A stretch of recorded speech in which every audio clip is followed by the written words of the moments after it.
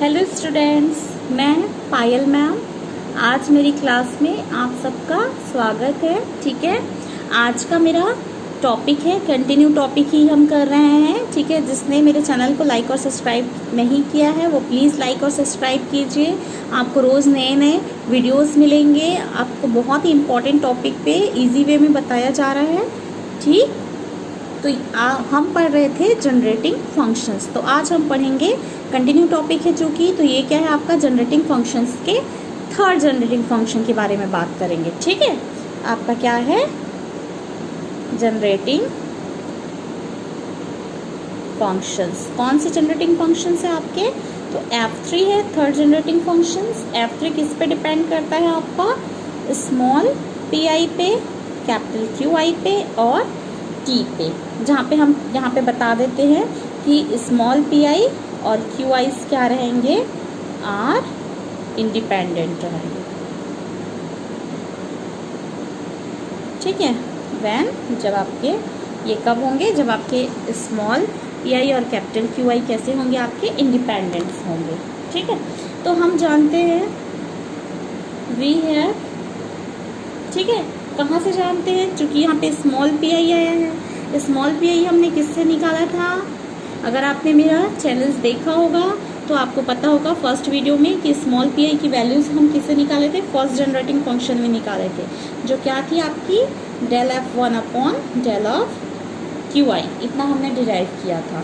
अब देखिए, चूँकि F1 आ चुका है, हमारे पास क्या है F3, तो हम F1 और F3 को हमको क्या करना पड़ेगा? कनेक्ट करना पड़ेगा। ठीक है, सो F3 can also be connected. अब देखिए, किसी भी फंक्शंस को कनेक्ट करने के लिए इसके पहले भी हमने क्या यूज़ किया था फर्स्ट वीडियो में? F2 और F1 को कनेक्ट करने के लिए लीजेंडर ट्रांसफॉर्म। तो यहाँ पे भी हम क्या यूज़ करेंगे? Legendre's transformation. ठीक है, अब ये किस रिलेशन के द्वारा होता है? तो बाय द रिलेशन। आपके कैसे रिलेशंस हैं यहाँ पे? F3 equal F3, that means F3 का पहले कंपोनेंट लिख लेते हैं QI कैपिटल A, Q नहीं P है ना आपका, स्मॉल PI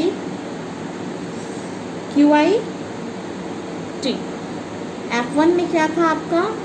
स्मॉल QI था, कैपिटल QI था और T था माइनस। यहाँ पे आपके क्या आ जाएंगे? Summation of small PI small QI। ठीक है, इसको आप क्या दे दोगे? Equation first. ठीक है, अब हम क्या जानते हैं फिर से? वी हैव हमारे पास हमेशा रहता है, रिलेशन है जो ओल्ड एंड न्यू हैमिल्टनियन में क्या होता है? Small PI QI dot minus H, मतलब ओल्ड हैमिल्टनियन, जो बराबर होगा किसके? न्यू हैमिल्टनियन के प्लस dF1 अपॉन dt। इसको हम दे देंगे इक्वेशन 2। अब देखिए F1, तो F1 की वैल्यू हम फर्स्ट से निकाल सकते हैं ना, तो सब्स्टिट्यूट करेंगे। Substituting the values of F1 in F1 from equation 1। हम वैल्यू सब्स्टिट्यूट करेंगे इसमें F1 की, जो कहाँ से निकाले हैं हमने? इक्वेशन 1 से। ठीक है, तो क्या हो जाएगा? देखिए, लेफ्ट हैंड साइड आपके एज इट इज़ रहेंगे, राइट हैंड साइड में भी ये दो वैल्यूज़ आपकी एज इट इज़ रहेगी। QI डॉट माइनस K है जो, ठीक, F1 की जगह, तो यहाँ से हम F1 की जगह क्या कर देंगे? F1 की वैल्यू, ये वाली वैल्यू इधर जाके क्या हो जाएगी? प्लस हो जाएगी, मतलब d अपॉन dt F3 के कंपोनेंट है स्मॉल PI कैपिटल QI और T। ठीक है, चूँकि ये माइनस वाला आया है इस साइड, तो ये किस में चेंज हो जाएगा? आपके प्लस में, स्मॉल PI कैपिटल QI। ठीक है, अब यहाँ पर से बहुत ही इजी हो जाता है, बस हमको इसको सॉल्व करते हुए चलना है। ठीक है, capital PI QI dot minus K, चूँकि यहाँ पे क्या है आपका? 3 कंपोनेंट्स है, तो पहले तो हम ऐसा कर लेते हैं, d अपॉन dt अलग अलग में ऑपरेट कर देते हैं।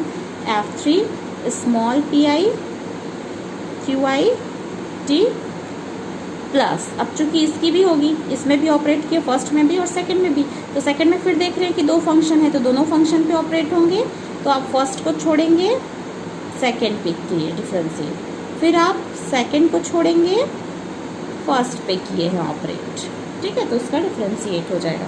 चूँकि आपका ये क्यू आई और पी आई है, दैट मीन्स आपको यहाँ पे क्या लगाना पड़ेगा, समेशन, ठीक है। आई इक्वल कहाँ से कहाँ जाता है ये भी आप लिख लेंगे, आई इक्वल कहाँ से कहाँ जाता है, 1 से लेकर के एन तक, ठीक है। कोई ये नहीं समझ लेगा कि 1 से इनफाइनाइट जा रहा है, ठीक है, क्लियर है आपको, ठीक है। फिर अब देखिए, चूँकि हम इसमें हमको दिख रहा है कि F3 का डिफ्रेंशिएट करना बाकी है, तो हम आगे इसी को ही सॉल्व करते जा रहे हैं। क्या है आपके पास, small P I Q I dot minus h equal summation of capital p i capital q I dot minus क्या हो जाएंगे आपके यहाँ पे के प्लस, ठीक। अब F3 का पूरा होगा, ठीक है, F3 के तीनों कंपोनेंट्स के रिस्पेक्ट में, तो डेल F3 के कंपोनेंट्स क्या क्या थे, स्मॉल पी आई था, ठीक है, फिर क्या थे, कैपिटल क्यू आई था, क्यू आई डॉट, फिर क्या थे, टी थे, F3 upon del T plus दो वैल्यूज और थी ना आपकी, P I Q I dot plus Q I small P I dot, ठीक है, यहाँ तक था आपकी वैल्यूज। अब इसमें देख रहे हैं कि ये वाली वैल्यूज क्या हो जाएंगी आपके सेम टर्म से, इसलिए कैंसल आउट हो जाएंगी, क्लियर है, कैंसल आउट हो जाएंगी ना आपकी। अब क्या करेंगे, बचा क्या आपके पास, माइनस एच इक्वल, यहाँ पे क्या बचा है, summation of p I Q I dot minus के plus summation del F3 upon del small P i का dot plus del F3 upon del of Q i capital q i का dot, ठीक है, plus del F3 upon del T plus summation small q i और small P i का dot, ठीक है। तो second generating function में क्या रहता था आपका, पी आई रहता था और क्या रहता था, क्यू आई। तो यहाँ पे किससे कंपेयर कराएंगे हम, किसके कोफिशिएंट को कंपेयर कराएंगे, हमने पहले ही बताया है कि जनरेटिंग फंक्शन में जो भी वैल्यूज नोन रहती है उसी के कोफिशिएंट को हम क्या करते हैं, कंपेयर। तो कंपेयर कराएंगे, कंपेयर द कोफिशिएंट ऑफ कौन कौन से, तो यहाँ से देख सकते हैं आप किसका है, पी आई और क्यू आई है, दैट मीन्स हमको किसको कंपेयर कराना पड़ेगा, पी आई डॉट को और Q I dot and other terms and other remaining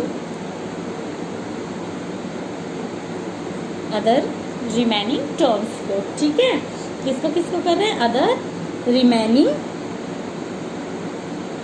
terms को, ठीक है, क्लियर है। अदर रिमेनिंग टर्म्स को हम करा रहे हैं, तो क्या हो जाएगा, हमको क्या मिलेगा, स्मॉल क्यू आई, देख सकते हैं यहाँ पे कैपिटल क्यू आई और कैपिटल क्यू आई की वैल्यू जब हम कर रहे हैं तो हमको क्या मिल रहा है, इसका कोफिशिएंट क्या है, पी आई है, और यहाँ पर क्या है देखिए, क्यू आई का पॉजिटिव में दोनों एक साइड है, दैट मीन्स क्या हो जाएगा, del F3 upon del of Q I, ठीक। अब यहाँ पे पी आई का देखिए, पी आई का क्या है आपके पास, क्यू आई है, यहाँ पे भी पी आई का क्या है, चूंकि दोनों एक साइड है दैट मीन्स पॉजिटिव में है, तो उधर जाके नेगेटिव में हो जाएगा, del F3 upon del of small P I, clear है यहाँ से। अब अदर टर्म्स का तो हम जानते हैं k इक्वल्स टू क्या होगा, k को आप इधर ट्रांसफर करेंगे, h को इधर, तो क्या हो जाएंगे, h plus del F3 upon del of t, ठीक है, क्लियर है यहाँ तक के आपको। अब फिर से आपको बताना पड़ेगा, इसको नया हम इक्वेशन दे देते हैं, इसको दे देंगे 3, इसको दे देंगे 4, इसको दे देंगे 5, ठीक है।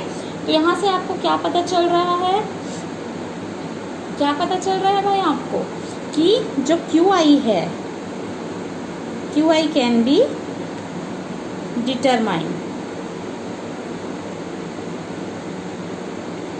Q I can be determine in terms of, किसके टर्म्स में रहता है, small P I small q i और टी के टर्म्स में, ठीक है।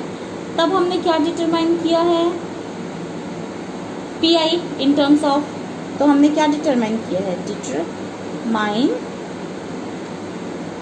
Capital p I in terms of, ये हमको क्यू आई पहले से ही पता था ना, क्योंकि आपको किस में दिया गया था, थर्ड जनरेटिंग फंक्शन में, ये नोन था, तो नोन से हमने क्या निकाला है, इस कैपिटल पी आई को, determine capital p I in terms of, फिर से small P I, small q i और टी के टर्म्स में, ठीक है। चाहे आप इसको पहले लिख सकते हैं, क्योंकि हमको मोस्ट इसके ऐसे लिखना चाहिए, क्योंकि क्यू पहले आता है आपका, ठीक है, Q I, small P I और टी, ठीक। क्या है कि हम इसको जैसा लिख रहे हैं वैसा लिखे तो ज़्यादा बेहतर होगा, ठीक है। As Q I has been determine, हम पहले ही बता दिए हैं कि हमारे पास क्यू आई क्या था, पहले से नोन था, और हमने क्या निकाल लिया है, पी आई को भी निकाल लिया है ऑल्सो।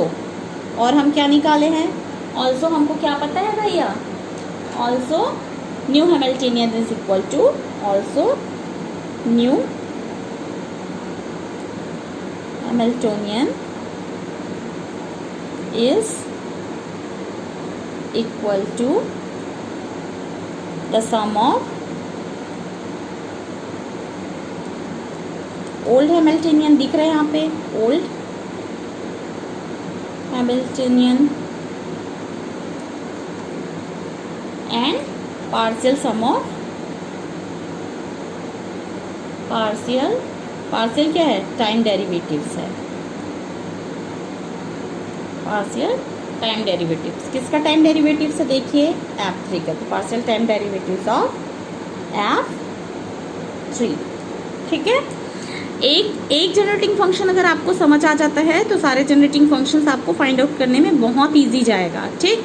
आपको बस ये याद रखना है कि आपको दिया क्या गया है, नोन क्या है, small P i, capital q i और टी था, तो आपने क्या फाइंड आउट किया है, देखिए स्मॉल पी था तो क्या फाइंड आउट किया, स्मॉल क्यू, कैपिटल क्यू आई था तो क्या किया आपने, कैपिटल पी, और एक अदर जो आपको न्यू हैमिल्टनियन सब में एज इट इज ही मिलेगा, ठीक है।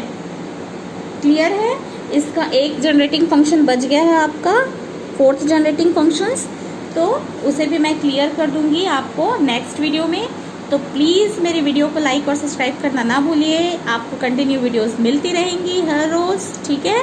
आज के लिए बस इतना ही, बाय बाय स्टूडेंट्स।